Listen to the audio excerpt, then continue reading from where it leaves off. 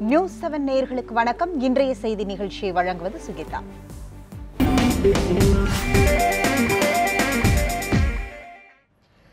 விவசாயிகள் மரணம் தொடர்பான வழக்கில் உச்சநீதிமன்றத்தில் நேற்றைக்கு தமிழக அரசு 82 விவசாயிகள் மட்டுமே தற்கொலை செய்திருக்கிறார்கள், மரணம் அடைந்திருக்கிறார்கள். அது அதிர்ச்சி மரணம் உட்பட. விவசாய மரணம் தொடர்ந்து நடைபெற்றதை அது விவசாயிகளால் விவசாய பாதிப்பினால் மரணமோ தற்கொலையோ நடைபெறவில்லை, வறட்சியால் இந்த தற்கொலையோ மரணமோ நடைபெறவில்லை என்று பிரமாண பத்திரம் தமிழக அரசு தாக்கல் செய்திருப்பது விவசாயிகளிடம் கடும் அதிர்ச்சியையும் கொந்தளிப்பையும் ஏற்படுத்தியிருக்கிறது என்று சொல்லலாம். ஒரு பக்கம் நாடு முழுவதும் மிகப்பெரிய அளவில் வறட்சி நிலவுகிறது, தமிழகத்திலும் அதனுடைய பாதிப்பு மிகப்பெரிய அளவில் இருக்கிறது. மற்ற மாநிலங்களுடன் ஒருங்கிணைந்த இந்த வழக்கில் தமிழக அரசுடைய இந்த நிலைப்பாடு பல்வேறு கேள்விகளை எழுப்புகிறது. இது ஒரு புறம் என்றால், இன்னொரு புறம் இது தொடர்பான கேள்வியை செய்தியாளர்கள் முதல்வரிடம் கேட்கும் பொழுது முதல்வர் அதற்கு அளித்திருக்கக்கூடிய பதில் மாவட்ட ஆட்சியர் கொடுத்த அறிக்கையின் அடிப்படையிலேயே இந்த பிரமாண பத்திரம் தாக்கல் செய்யப்பட்டதாக கூறப்பட்டிருக்கிறது. தொடர்ந்து 40 நாள்கள் மத்திய அரசின் கவனத்தை பெறுவதற்காக டெல்லியில் விவசாயிகள் தொடர் போராட்டம் நடத்தினார்கள். இங்கும் பல்வேறு விவசாய அமைப்புகள் போராட்டம் நடத்தியிருக்கிறார்கள். ஒரு நாள் கடை அடைப்பு அனைத்து எதிர்க்கட்சிகளும் சேர்ந்து நடத்தி இருக்கக்கூடிய இந்த சூழ்நிலையில் தமிழக அரசுடைய இந்த நிலைப்பாடானது பல்வேறு கேள்விகளை எழுப்புகிறது.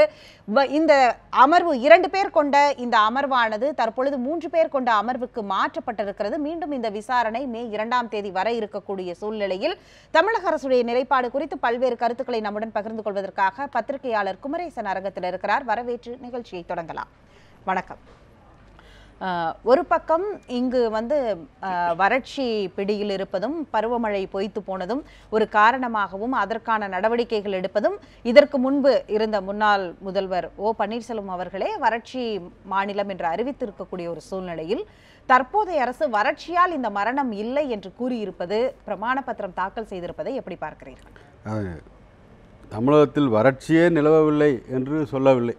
அந்த அளவில் இந்த அரசு நேர்மையாக ஒரு பிரமாண பத்திரத்தை உச்சநீதிமன்றத்தில் தாக்கல் செய்திருக்கிறது என்று சொல்லலாம்.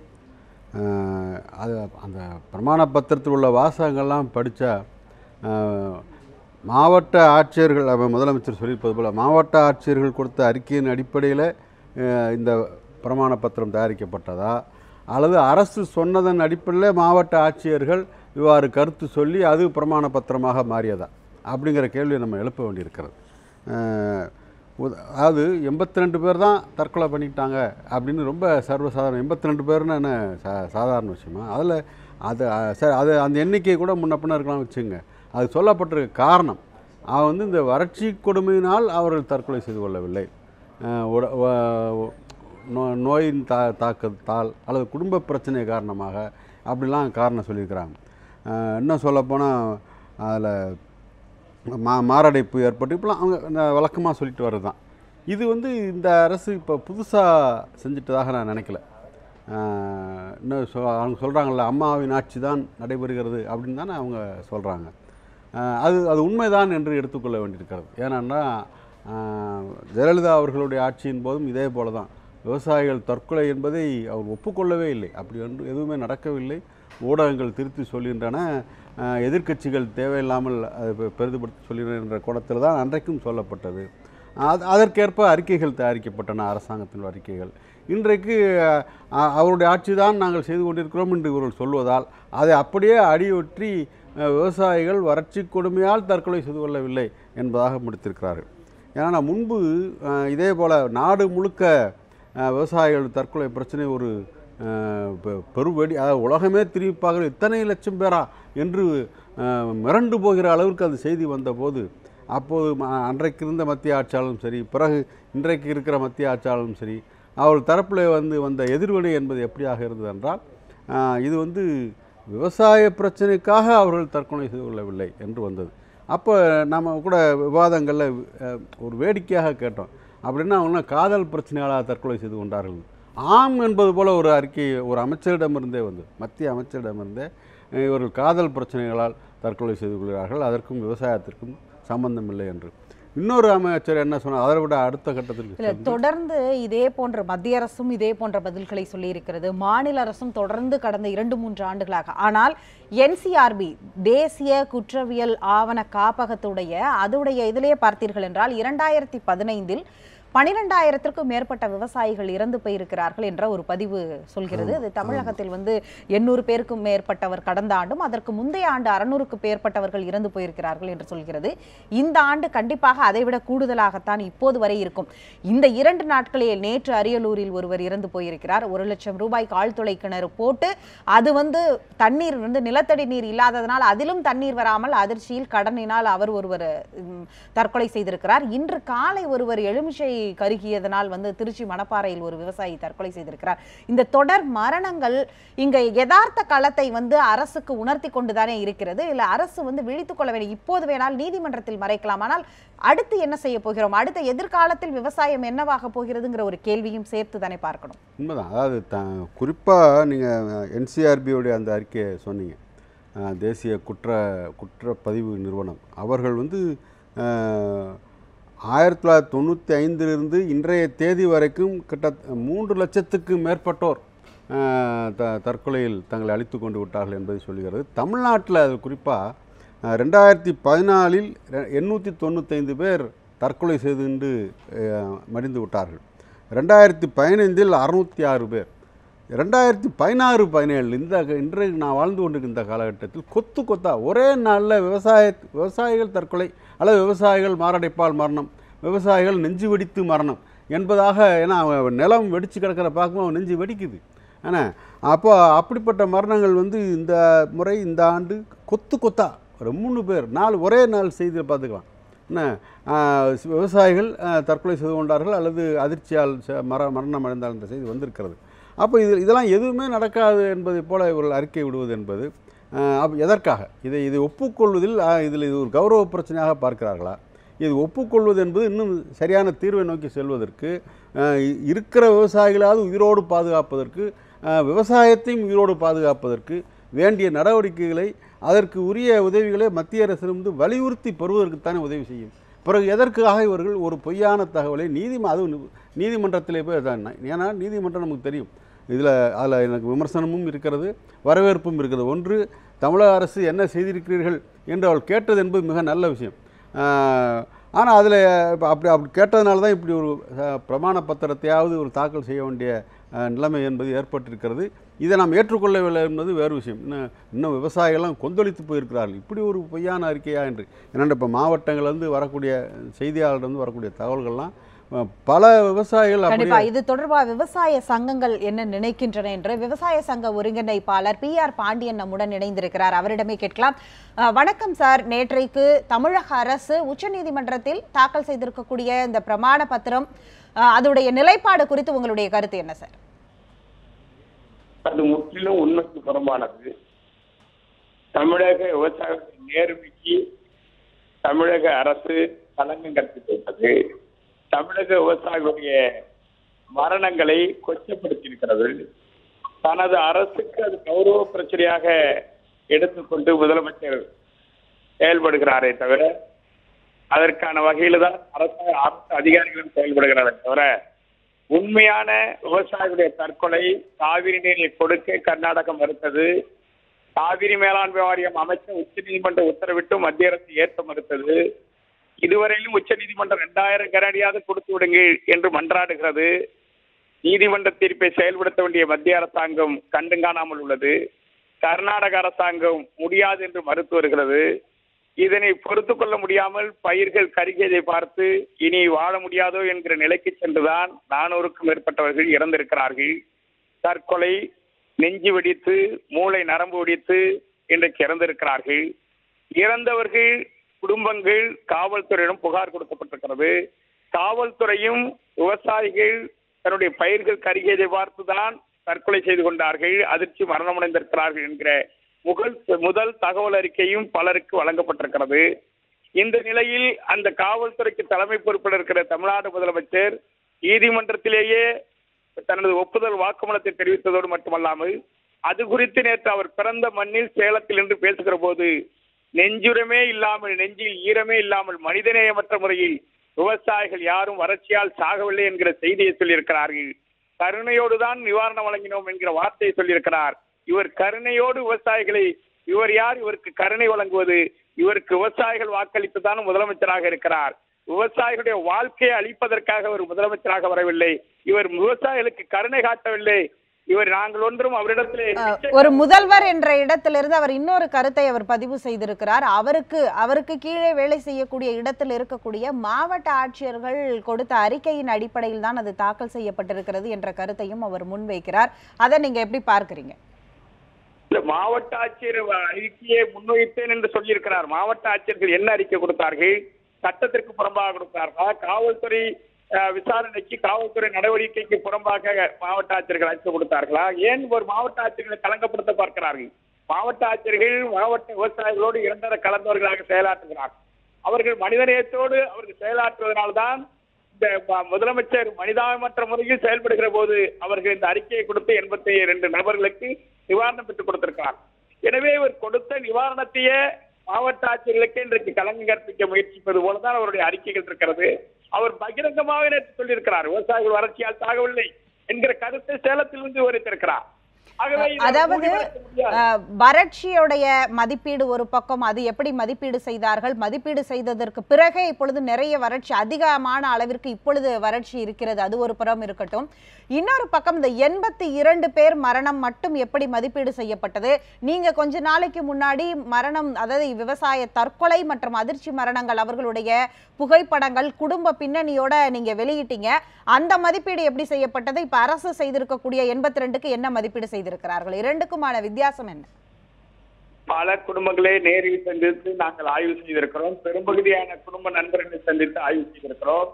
பத்திரிகைகள், தொலைக்காட்சிகள், காவல்துறையில் வழக்குகள் பதிவு உட்பட அனைத்து விவசாய விவரங்களையும் சேகரித்துதான் நாங்கள் பிப்ரவரி 20 இறுதி வரையிலும் 275 விவசாயிகளுடைய பெயர் பட்டியல் முகவரியோடு அவர்கள் படங்களையும் சென்னை மாநகரத்தில் வெளியிட்டதோடு மட்டுமல்ல, வெளியிட்ட அன்றே முதலமைச்சருக்கு அந்த புள்ளிவிவரங்களுடைய அறிக்கையை நாங்கள் வேளாண் துறை அமைச்சரை சந்தித்து தலைமைச் செயலகத்திலேயே வழங்கியிருக்கிறோம். அந்த அறிக்கைக்கு பிறகுதான் இந்த மாவட்ட ஆட்சியருடைய அந்த ஆய்வு பணிகள் தொடங்க போகிறது என்று அந்த இதில் சொன்னார்கள். ஆகவே நாங்கள் சொல்லியிருப்பது விவசாய குடும்பங்கள் தான். ஒரு விவசாயி தற்கொலை செய்து கொள்கிறார் என்று சொன்னால், ஒன்று அவர் மனைவி சொல்ல வேண்டும், எனது கணவர் இது விவசாய பயிர்கள் கருகியதால் இறந்தார், இல்ல குடும்ப பிரச்சனையால் இறந்தார், இல்லை என்றால் அவர் மகன் சொல்ல வேண்டும், இல்லை என்றால் ஒரு மகள் சொல்ல வேண்டும். ஆகவே அவருடைய குடும்பத்தார்கள் தான் காவல்துறையை எழுத்துப்பூர்வமாக வழங்கியிருக்கிறார்கள். பயிர்கள் கருகியதை பார்த்துதான் என் கணவர் இறந்தார், தற்கொலை செய்து கொண்டார், வயலிலேயே மயங்கி விழுந்தார், இப்படி ஒவ்வொருவருடைய சாவுகளுக்கும் ஆதாரத்தோடு அவர்கள் பட்டியலில் புகார் மனு கொடுக்கப்பட்டுதான் காவல்துறை அதிகாரிகள் சம்பவ இடத்திற்கு சென்று விசாரித்துதான் அவர்கள் முதல் தகவல் அறிக்கை பதிவு செய்திருக்கிறார்கள். பல விவசாயிகள் போஸ்ட்மார்டம் செய்யப்பட்டிருக்கிறார்கள்.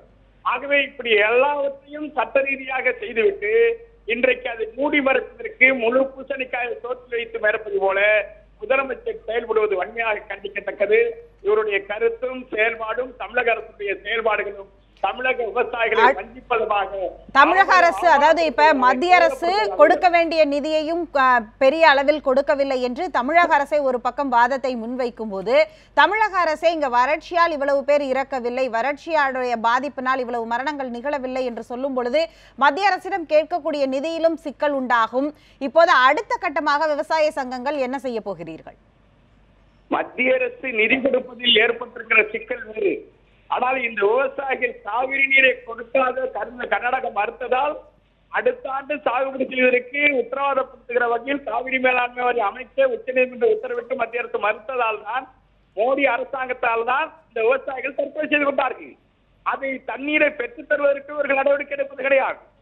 பிரதமரிடம் சென்று வலியுறுத்துவதற்கும் எடப்பாடி பழனிசாமிக்கு துணிவில்லை. விவசாயிகளுடைய தற்கொலைகளை உச்சநீதிமன்றம் கண்டித்த பிறகும் அதை ஏற்று அதற்கான முன்மொழிகளை கொடுப்பதற்கு இன்றைக்கு முதலமைச்சர் தயாராக இல்லை.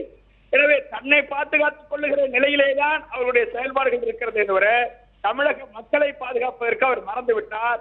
தான் போல் வளமாக தமிழக விவசாயிகள் வாழ்கிறார்கள் என்ற ஒரு பகல் கனவு காணுகிறார்.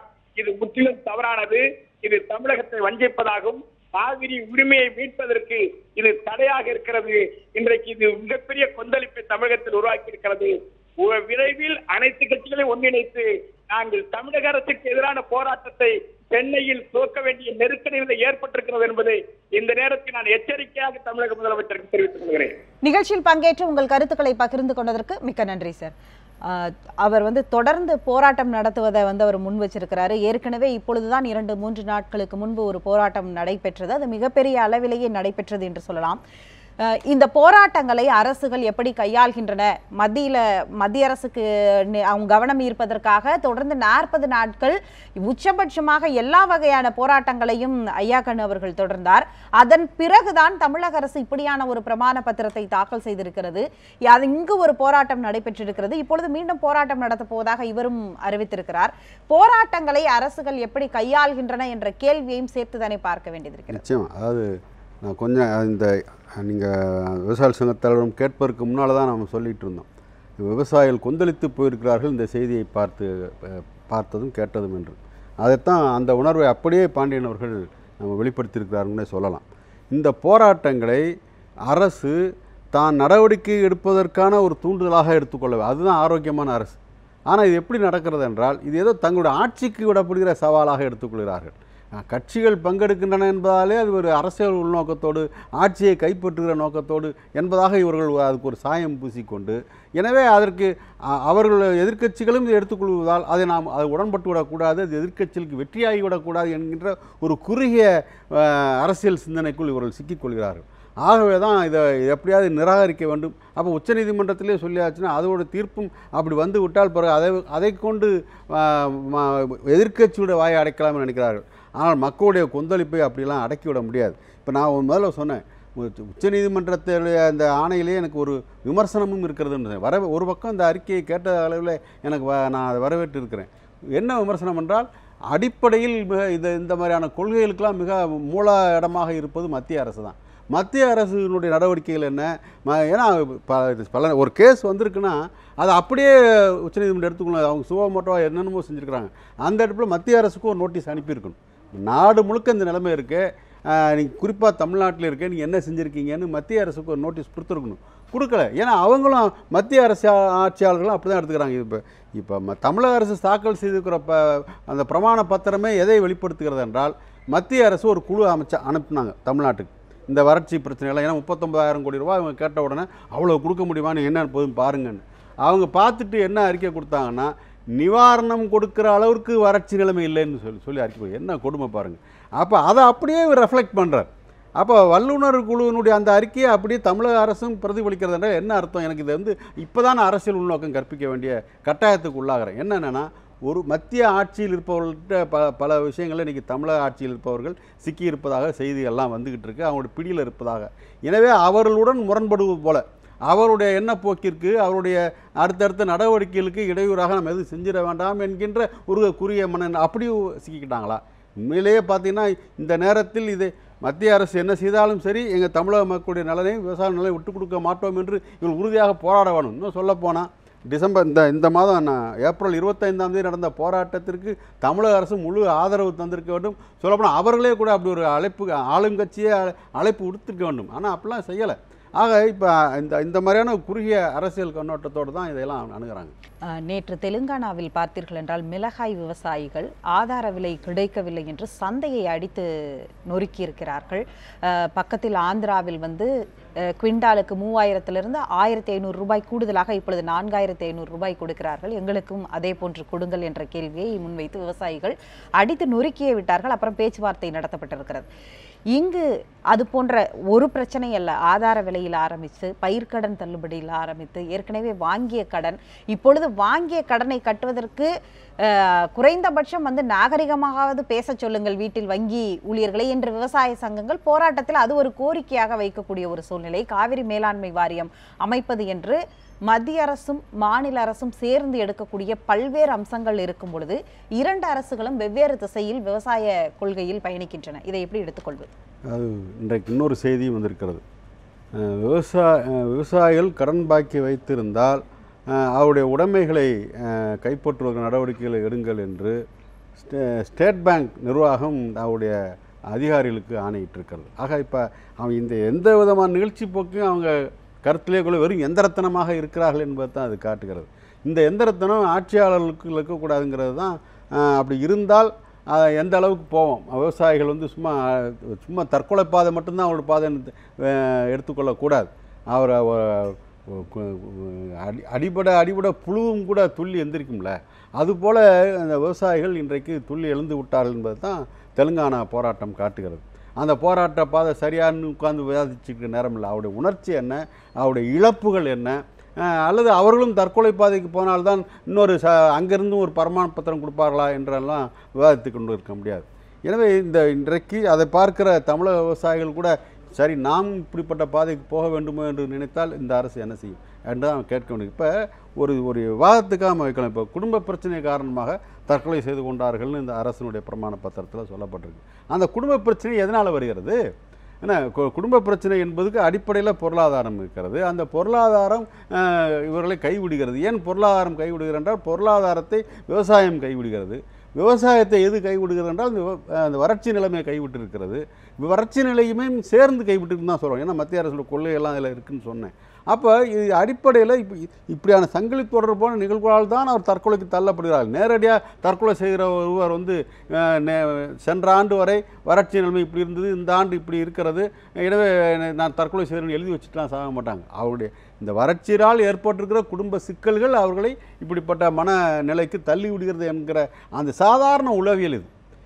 இந்த உளவியல் கூட தெரிந்து கொள்ளாதவர்கள் நம்முடைய ஆட்சியாளராக இருக்கிறார்கள் என்பது எவ்வளோ பெரிய வெட்கத்துக்குரிய விஷயம் என்று தான் நான் பதிவு பண்ண விரும்புகிறேன்.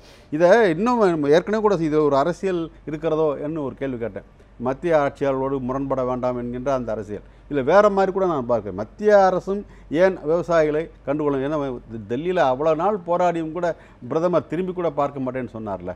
ஆனால் அப்போ அந்த நுட்பம் எங்கிருந்து வருகிறது? அதுபோல் தமிழக விவசாயிகள் இப்படி போராடி கொண்டிருக்கும் போது இப்படி ஒரு பிரமாண பத்திரம் தாக்கல் செய்கின்ற அளவுக்கு துணிவு எங்கிருந்து வருகிறது என்றால் விவசாயிகளிடமிருந்து இவர்களுக்கு வேண்டிய ஃபண்டு கிடைக்காதுங்கிறதுனால தான் நான் இப்போ ஒரு வெளிப்படையாகவே சொல்ல விரும்புகிறேன். ஏன்னா அவர்களுக்கு கார்ப்பரேட்டுகளிடமிருந்து ஃபண்டு கிடைக்கிறது. பெரிய பெரிய கார்ப்பரேட் நிறுவனங்கள் அள்ளி கொடுக்க தயாராக இருக்கார்கள், தேர்தல் செலவுகளே ஏற்றுக்கொள்ள தயாராக இருக்கிறார்கள், விளம்பர செலவுகளை ஏற்றுக்கொள்கிறார்கள், இன்னும் பல வகையில் கார்ப்பரேட் ஃபண்டிங் சிஸ்டம் பற்றிலாம் தெரியும். அவங்களாம் அதுக்குன்னு ஒரு ஏற்பாடே வச்சுருக்கிறாங்களே, அது போலலாம் விவசாயிகளால் முடியாது. எனவே இப்போ ஃபண்டு தராதவர்களை போய் நாம ஏன் கவலைப்படணும்னு நினைக்கிறாங்களா?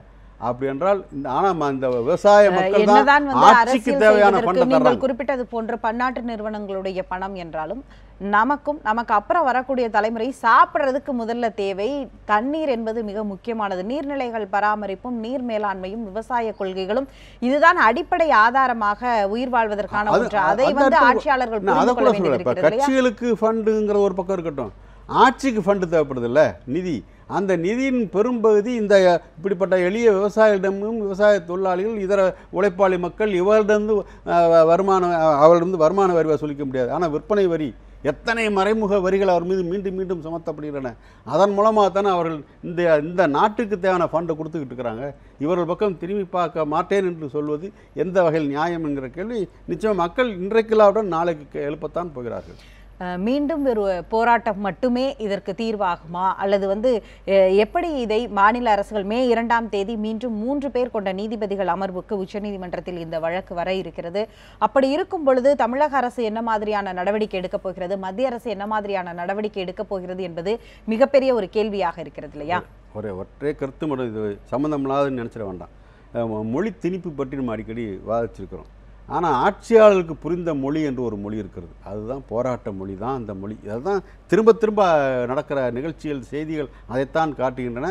தமிழக விவசாயிகளும் போராடுவார்கள். அவர்களுக்கு அனைத்து தரப்பு ஜனநாயக இயக்கங்கள், இதர துறைகளில் வேலை செய்கிறவர்கள், உழைப்பாளிகள் அத்தனை பேரும் சேர்ந்து ஆதரவாக அந்த போராட்டத்தில் பங்கேற்பார்கள். நிகழ்ச்சியில் பங்கேற்று உங்களுடைய கருத்தை பதிவு செய்ததற்கு மிக்க நன்றி. மற்றும் ஒரு நிகழ்ச்சியில் சந்திக்கலாம். நன்றி, வணக்கம்.